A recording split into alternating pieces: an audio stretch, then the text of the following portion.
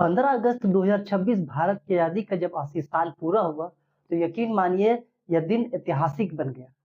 15 अगस्त ऐसे भी हमारे लिए ऐतिहासिक ही है, लेकिन साल 2026 का यह 15 अगस्त इतिहास के उस पन्ने पे दर्ज होगा, जब आज़ादी के 80 साल बाद पहली बार दिल्ली के लाल किला से राष्ट्रीय गीत वंदे मातरम को गाया गया।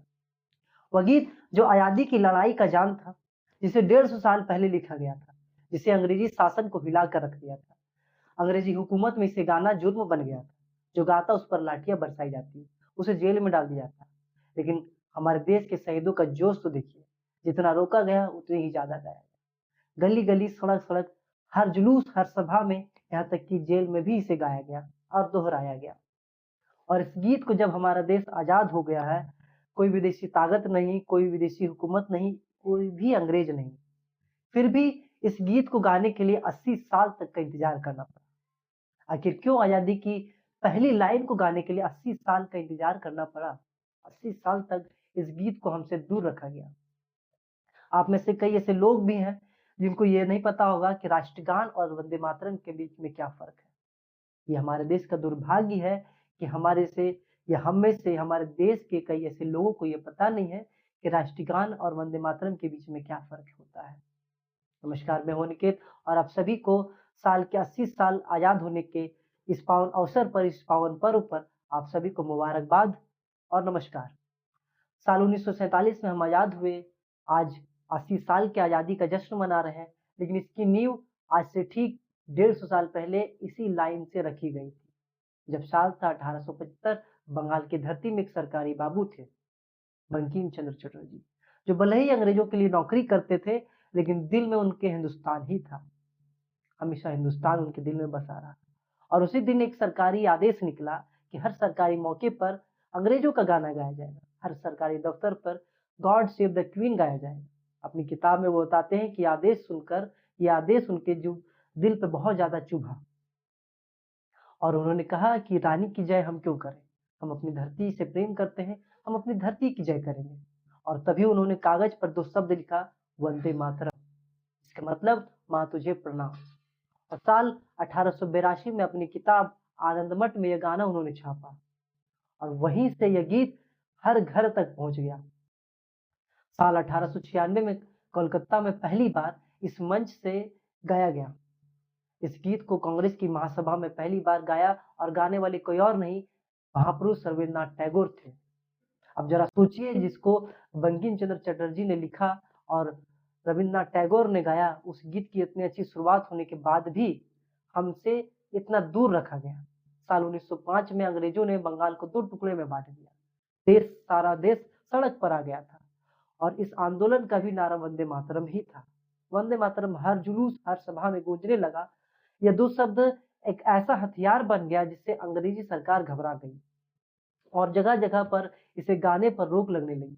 स्कूलों में बच्चों को सजा मिलने लगी, लोगों पे कार्रवाई होने लगी, कानूनी कार्रवाई की चपेट में लोगों को फंसाया गया, लोगों को जेल में डाल दिया गया, लाठियां बरसाई गई। लेकिन इससे सरकार और भी ज्यादा घबरा गई और भी चिंता बढ़ गई सरकार की, क्योंकि इसे जितना रोका जाता उतनी ही ज्यादा लोग इसे गाते। क्रांतिकारी फांसी के फंदे तक जाते तो इस वंदे मातरम को ही दोहराते। इनकलाब के नारों के साथ ये गाना, ये दो शब्द ऐसे जुट गया जैसे हर क्रांतिकारी, हर व्यक्ति, हर नेता, हर बच्चों की जुबा पर वंदे मातरम ही रहता। और तब से आज तक ये दो शब्द हमारी जुबा पर, सभी देशवासियों की जुबा पर चिपका है। लेकिन सवाल यह है कि आजादी का जब पर्याय ही वंदे मातरम है, तो ऐसा क्यों कहा जाता है कि देश के कुछ मुसलमान इसे गाने से इनकार करते हैं? आजादी की लड़ाई में उन लोगों ने भी लाठियां खाई थी, इसी गीत को गाते गाते वो भी जेल गए थे, इसी गीत को गाते गाते वो भी शहीद हुए थे। तो फिर ऐसा क्यों कहा जाता है कि इस शब्द से उन्हें दिक्कत है? ऐसा माना जाता है कि दिक्कत गाने से नहीं, दिक्कत इस शब्द से नहीं, आनंद मठ में छपी ये किताब के आखिरी कुछ पंक्तियों से है, जिसमें धरती माता की तुलना माँ दुर्गा से की गई है। और इसी बात पर मुस्लिम लीग और उनके नेता विरोध करते थे। उनका मानना था कि हमारे धर्म में किसी के भी आगे सर झुकाना मना है और जिस गाने में देवी की पूजा हो, देवी पूजा की बात हो, उस गाने को हम क्यों दोहराएं? लेकिन वहीं दूसरी तरफ जो इस गाने को सपोर्ट करते थे, उनका यह कहना था कि धरती हमारी माँ है और इससे हमारी पहचान, इसी से हमारा भरण पोषण है, तो इसे माँ मानने में क्या सा दिक्कत? और इसके आगे सर झुकाने में कैसा दिक्कत, जब हमें इसी धरती पर आखिरी एक दिन मिल जाना है। यहाँ तो कोई धर्म की बात नहीं है, यहाँ पर ये हमारी परंपरा है। और फिर आज़ादी की लड़ाई में कईयों मुसलमान ने यही नारा लगाते हुए लाठियाँ तक खाई थी। लेकिन फिर साल आया 1937, कांग्रेस ने एक बीच का रास्ता निकाला और शुरुआत के कुछ हिस्सों को गाया जाने लगा, ऐसा फिक्स कर दिया। क्योंकि देश में दूरियां न बढ़ जाए, इसलिए इसे छोटा कर कर शुरुआत के ही कुछ हिस्सों में गाया गया। और साल 1950 में संविधान सभा से डॉक्टर राजेंद्र प्रसाद ने यह ऐलान किया कि राष्ट्रगान होगा जन गण मन और राष्ट्रगीत होगा वंदे मातरम। और तब यह फर्क बनाया गया कि राष्ट्रगान और राष्ट्रगीत में क्या। एक साथ यह भी ऐलान किया गया कि दोनों में कोई अंतर नहीं होगा, दोनों बराबरी के दर्जे की होगी और दोनों को समान इज्जत भी मिलना चाहिए। लेकिन फर्क क्या है? बस सरकारी आदेश का फर्क है, सरकारी नियम का फर्क है।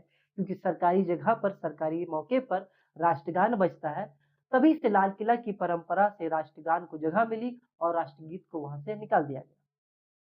लेकिन वर्षों तक, यानी कल से पहले तक इसे नहीं दोहराया था। लेकिन कल 2026 15 अगस्त पर इस स्वतंत्रता दिवस के इतिहास में पहली बार ऐसा हुआ कि वंदे मातरम और राष्ट्रगान दोनों पूरे देशवासियों ने एक साथ मिलकर गाया। जरा सोचिए, जिसकी शुरुआत बंकिम चंद्र के लेखन से और रविन्द्रनाथ टैगोर की गायन से हुई थी साल 1997 में, जिसे ए.आर. रहमान ने और भी लोगों के दिल के करीब पहुंचाया, उसको 200 साल का संघर्ष मिला, लाखों लोगों की शहादत देनी पड़ी। और बस इतना ही कहूंगा, आजादी की लड़ाई की आवाज बनी जो गाना, जिसका सम्मान करना हमारा धर्म नहीं, हमारा कर्तव्य भी है। और सच कहते करोड़ लोगों को ये अच्छा भी लगेगा कि उस गाने का सम्मान किया जा रहा है।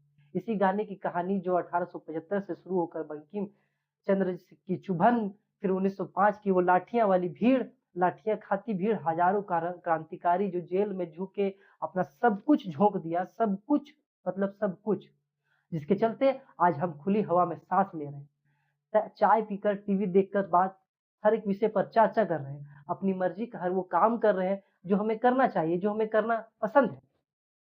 यह सिर्फ सरकारी आदेश नहीं, उन लाखों लोगों की सांस है जिन्होंने इसे बोलकर आजादी हमारे लिए, आपके लिए छीनी थी। क्योंकि आजादी आपको दी गई नहीं है, आपसे आपने छीनी है। उन लाखों लोगों, अब जरा सोचिए कि जिसकी कीमत लाखों लोग गवाकर सांस गवाकर, जान गवाकर, शहीद होकर चुकाते हैं, उसका इज्जत हम क्यों ना करें?